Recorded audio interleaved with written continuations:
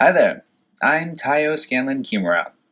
Thank you for joining us for today's virtual Sangha Service, Sunday, January 31st, 2021, on the Buddhist Church of San Francisco's YouTube channel. Before we get started, I'd like to share a personal announcement with you all. I am returning to California in February to live and work on a friend's farm in Sonoma County. I am tremendously excited to come back to the West Coast, Best Coast, and look forward to seeing you all again in person in the not-too-distant future.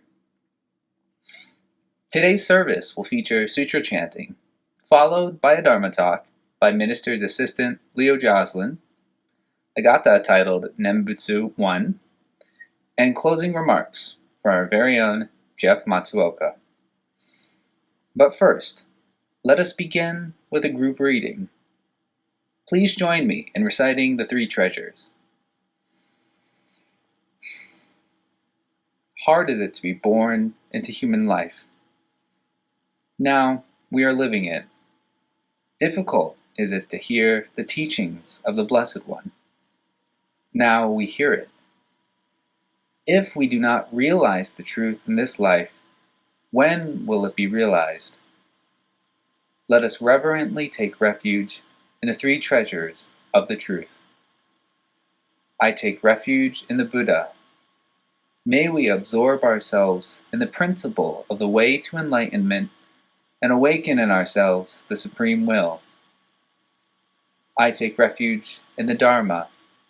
May we be submerged in the depths of the doctrine and gain wisdom as deep as the ocean. I take refuge in the Sangha. May we live in harmony in the great assembly as disciples of Buddha and be freed from all hindrances, becoming units of true accord and a life of harmony, in a spirit of universal oneness, freed from the bondage of selfishness. Even through myriad ages of kalpas, hard is it to hear such an excellent, profound, and wonderful doctrine. Now we are able to hear and receive it. Let us thoroughly understand the true meaning of Tathagata's teaching. Namo Amida Butsu, Namo Amida Butsu, Namo Amida Butsu, Namo Amida Butsu, Namanda, Namanda, Namanda, Namanda. Junirai, 12 homages. 慶州天人職業阿弥陀千両族尊在未明安楽公無量仏師周囲年金色信条尿泉のシャマタ行尿蔵部両目上脈小蓮華古賀将来弥羅尊面前炎上尿満月以降有尿泉日月少女天空くしら古賀将来弥陀尊観音将来観地宇宙十名相将軍のぶくげどまけま古賀将来弥陀尊無微無空故症状修徳経血尿国調査利益徳自在古賀将来弥陀尊実法妙門菩薩衆無量正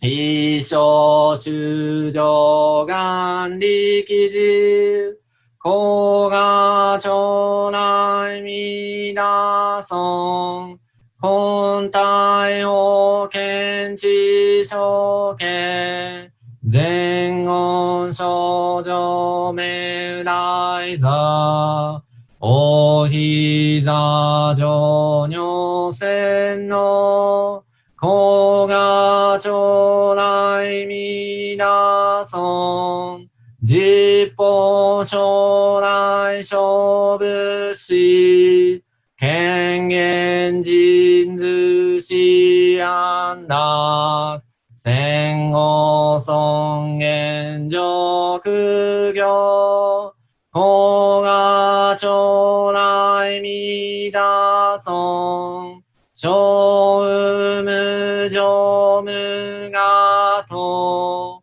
薬尿水月年よろ、一種説法無名字、公が町内皆尊、非尊仏説無悪名、薬無尿人悪道不、主任死心拒否尊、公が町内皆尊、非尊無料法免許、無所修悪知識、往生不大志菩提、公が町内皆尊、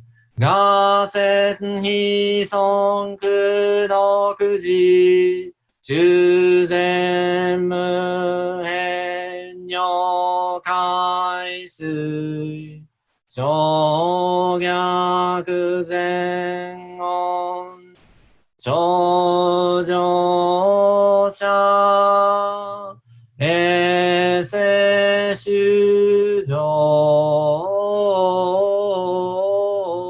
小非公。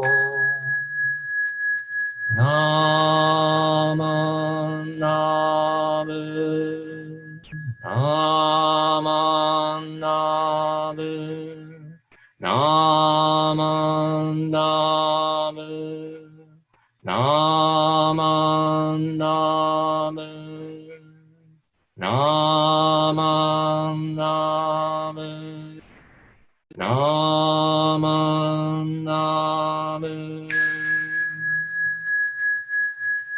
がんにしくろく、領土聖祭、どんもないし、往生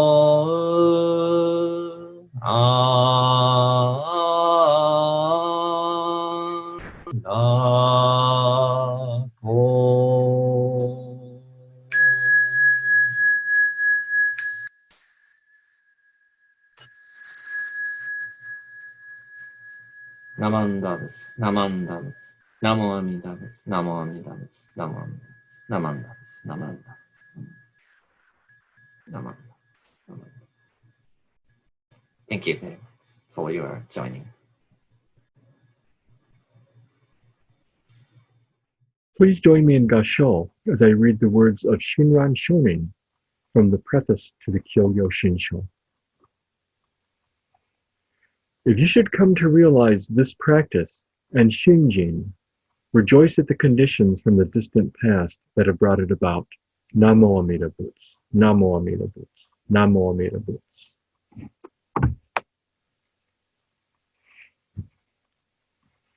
Hello, my name is Leo Joslin, and I am a minister's assistant here at the Buddhist Church of San Francisco. Welcome to our service for Sunday, January 31st. I've been asked to give the Dharma message, and thank you for that. So I really like the opening scripture that I just read, wherein Shinran tells us that we can rejoice that causes and conditions have come together in such a way that we can realize Shinjin. And Shinjin is actually something that I've been thinking about quite a lot lately. And one of the reasons for that was there was an article in the Wheel of Dharma in the November 2020 issue. And this article was entitled, What We Don't Talk About, and is referring to Shinjin. The author of the article is a young man named Taylor Kawate, and he writes about frustrations that when he wants to learn more about Shinjin, that it seems to be an issue, a topic that's avoided. And let me read a line from that article. He states, I feel like Shinjin is a forbidden topic in Jodo Shinshu Buddhism. It is only hinted at or indirectly alluded to. And he shared a story about how one of his peers started to talk about Shinjin at a youth retreat. And one of the youth leaders apparently cut it short and said something along the lines of, we don't usually talk about this. And so after reading the article, I realized that I was in agreement with Taylor. Yes, we do have an issue here. We don't talk about Shinjin enough. And Reverend Kobata wrote a response to the article. And so I would encourage everyone to read these two articles, the one written by Taylor in the November issue 2020 of Wheel of Dharma, and the response by Reverend Kobata. I think both of them bring up some very important points, and I thank both of them for having contributed to this dialogue. And so I guess today's talk would be, if we were to give it a title, we could call it, Let's Talk About What We Don't Talk About. Let's talk about Shinjin. And also I'd like to share some thoughts on why we don't talk about Shinjin, why this has been so. So anyway, let's start by defining Shinjin. And I think one way to do it is to consider the Chinese characters that it's based on. So the top character means to entrust or believe, and the bottom character is a character for heart or mind. So the entrusting heart, the entrusting mind, I like those definitions. And in our guidebook, the Jodo Shinshu, a guide, on page 82, it gives a very simple definition for Shinjin. It says, the heart that entrusts in Amida Buddha. So I like that. It's nice and simple. On page 79, there's an expansion of the definition. It's established, Amida's aspiration or vow to liberate exists first. And our experiencing of that calling voice is what Shinjin is. So we're experiencing the calling voice of Amida. It's not initiated by us, but by Amida. Shinjin is a gift from Amida. On page 83, there's another reference to Shinjin. When we receive Shinjin, our work, our family, and our social life, just as they are, as well as reciting the name, become expressions of gratitude. This is how the life of the Nembutsu follower truly manifests itself to its fullest potential. So when I'm asked what Shinjin is, I'll refer to these definitions, and I'll also use some of the translations for Shinjin, such as faith and realization. Shinjin is the realization that our rebirth in the Pure Land will take place thanks to the workings of the primal vow, thanks to Amida, thanks to the path of the Nembutsu. So for me, these simple definitions serve as home base for an understanding of Shinjin. But as human beings, we want to know more. There's a lot written about Shinjin, but I find that the more I try to understand or analyze, the more complicated I make it for myself. For example, early on, I started focusing on feelings, and I wanted to know what Shinjin felt like. And I ran into frustrations, just like Taylor, when I would ask, what does Shinjin feel like? and I couldn't get any answers. And I'd like to share a story that happened with me. I was in class at the Institute for Buddhist Studies, IBS, and I think the topic of the class, the topic that we were discussing must have been Shinjin, because I raised my hand and I made a comment. I said, if you ask 10 different Jodo Shinshu ministers what Shinjin is or what it feels like, you'll get 10 different answers. And as soon as I said that, I thought to myself, uh-oh, I'm in trouble now. You know that feeling if you say something that you didn't think through very well and you immediately regret it? Like, why did those words come out of my mouth? That's kind of like what I was thinking. So I think I was coming across as maybe a little sarcastic. But the professor was very compassionate. And he gave me an answer that I found very meaningful. He said, think of a mother holding an infant child and how the mother and child feel a love between each other. The child knows that the mother loves the child, and the mother knows that the child is dependent on her and that there's this love between them. So I really liked that answer. It resonated with me. And it reminded me of something that I had read in this book, The Heart of the Shin Buddhist Path by Takamoro Shigaraki. Dr. Takamoro Shigaraki. And he wrote, when a child calls out mom to its mother, at a deeper level, the mother is calling out to her child.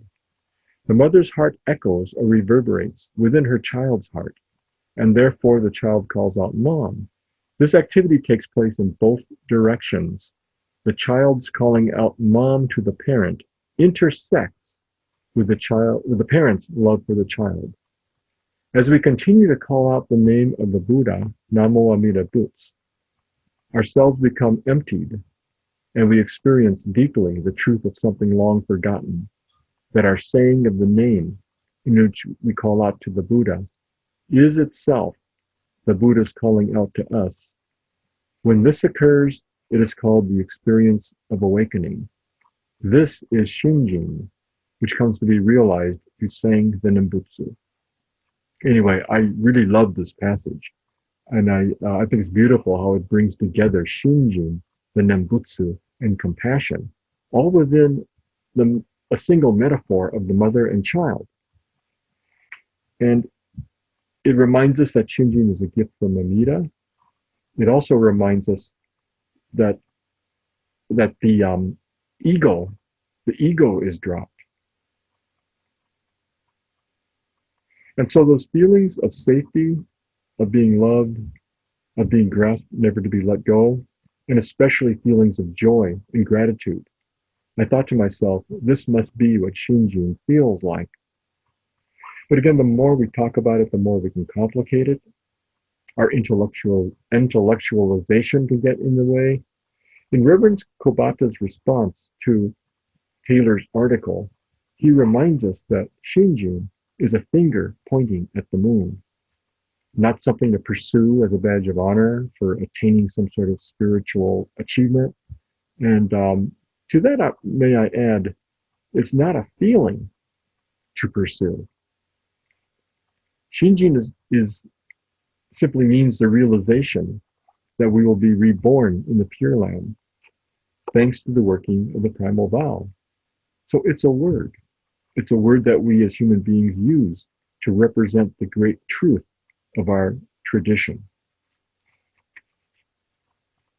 It's a word like sushi or taiko. The word sushi can't capture the experience of sushi, the range of flavors, the creative artistry in making sushi.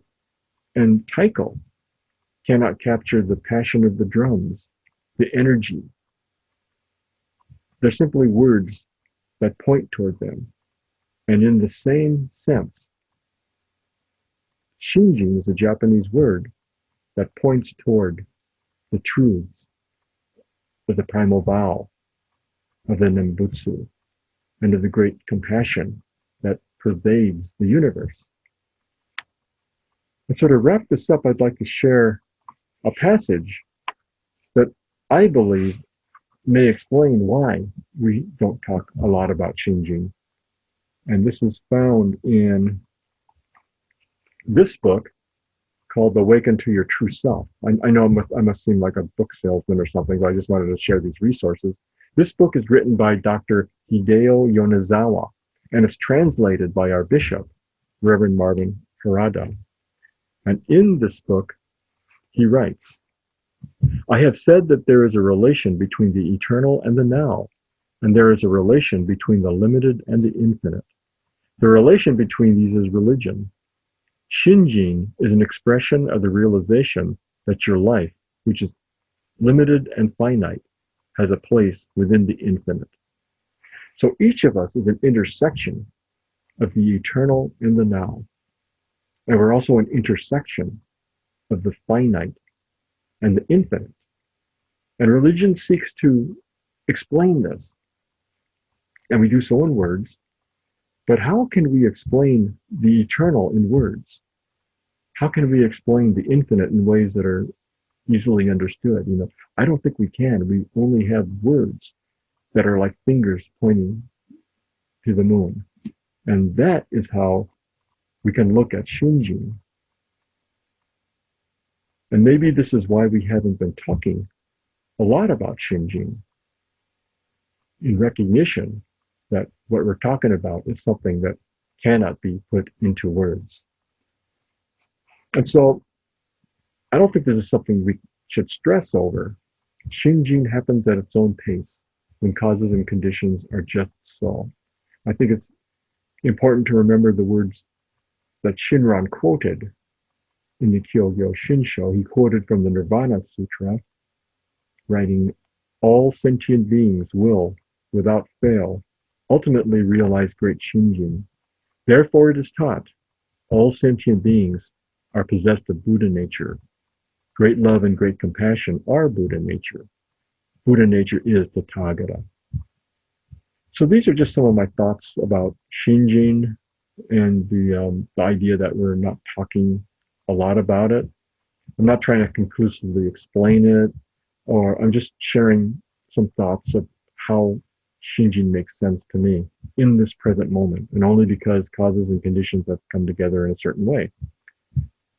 The main message is that I hope we will talk more about Shinjin, especially the truths associated with it, including the truths of oneness, the Nembutsu, and Amida's primal vow, which is always working for us.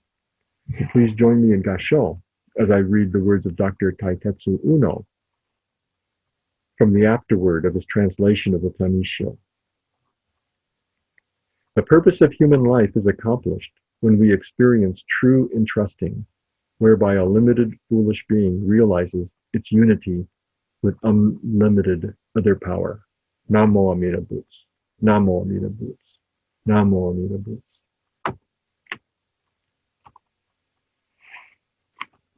Thank you so much for listening. Please stay well and stay safe.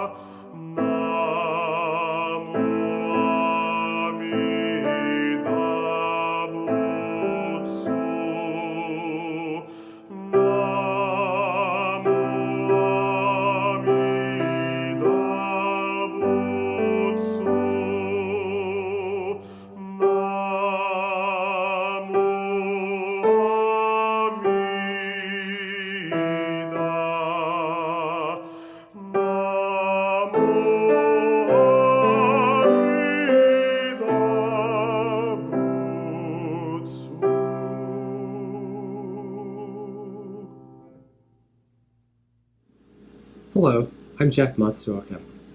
It's my great pleasure to read the closing reflection for today's service. The reflection is from the Gobunsho, which is a collection of letters by the 8th Monshu, or hereditary leader of the Honganji, Renyo Shonin. Rennyo started writing his letters in 1461 and continued writing them throughout the rest of his life. These letters express Rennyo's desire to share the Nembutsu teaching with everyone and were read verbally at gatherings of Nembutsu followers. This is during a period of civil strife in Japan and persecution of the Honganji. So his letters were eagerly awaited because they provided spiritual refuge during a time of crisis.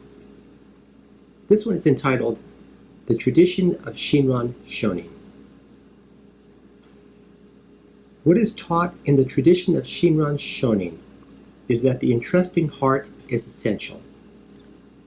For when we abandon various practices and take refuge in Amida with singleness of heart, our birth in the Pure Land is settled by the Buddha through the inconceivable vow. The state we thus attain is described as, with awakening of a single thought of entrusting, we join those in the stage of the truly settled. Recitation of the Nembutsu thereafter should be understood to be the Nembutsu as an expression of gratitude for the Tathagata's benevolence for settling our birth in the Pure Land. Humbly and respectfully, Namo Amida Butsu, Namo Amida Butsu, Namo Amida Butsu, Namo Amida Butsu, Namo Amida Butsu. Well, I think it's no exaggeration to say that, just as in Rennyo's time, we are currently living in an age of civil strife and confusion. We had a glimmer of hope here this week when the shelter-in-place order was lifted in San Francisco, as well as in much of the state. Although much depends on the vaccine rollout, as well as I'm sure many other factors, I'm personally looking forward to the day when we will all be able to meet each other again in person and hear and recite the Nembutsu teaching together in our beautiful Hondo. Until then, let's continue to hear and reflect on the Nembutsu teaching for insight and comfort during this trying time. For today's announcements, the BCSF Book Club meets every other Tuesday afternoon at 2 p.m. via Zoom. The book they are currently reading is The Awareness of Self, A Guide to the Understanding of Shin Buddhism by Reverend Gyodo Haguri. Mindful Meditation with Leo Joslin meets on Wednesday evenings at 6:30 p.m., also via Zoom. Next Sunday, February 7th, will be our annual Pet Memorial and Dharma School Teacher Memorial Service at 10 a.m., also via Zoom. If you have any questions about these announcements, please feel free to call or email the BCSF office for more information. For today's appreciations, thank you to Taiyo Scanlon Kimura for his opening remarks. Thank you to Minister's Assistant Leo Joslin for his Dharma talk. Thank you to Kevin Yoza for helping to produce these online services every week. And finally, thank you for joining us today for today's virtual Buddhist Church of San Francisco Sangha Service. Please take care, stay safe, and we look forward to seeing you again soon. Namo Amida Butsu, Namo Amida Butsu, Namo Amida Butsu, Namo Amida Butsu.